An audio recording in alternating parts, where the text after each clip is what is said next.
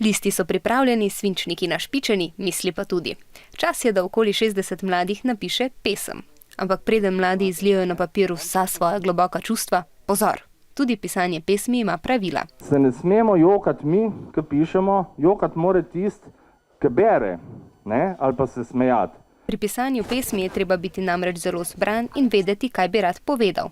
Ko pišemo, pa moramo paziti še. Nismo preveč dolgočasni, da ne utrujemo preveč zrimo, oziroma da poskušamo biti ob tem čim bolj inovativni. In zdaj na delo. Treba je napisati pesem na določeno temo.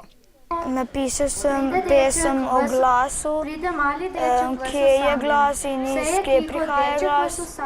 In pesem ni lahko napisati. Pesem je lahko napisati kar veliko stvari v življenju in iz te stvari lahko kaj novega zveš in s temi besedami se lahko tudi pomagaš in sestaviš novo pesem. Ampak če pa hočeš tudi rime, vse da bo se rimalo, je pa tudi malo težje za napisati. Pesem ne nastane kar tako, ampak se je zanjo treba potruditi. Pesem je potem, ko je enkrat napisana, treba znati popravljati, treba imeti neko distanco do nje, zaradi tega, ker gre za resni izdelek. Za pisanje si je torej treba vzeti čas in šele, ko je pesem popravljena in smo z njo zadovoljni, je prav, da jo slišijo tudi drugi. Glas je poseben za vse nas.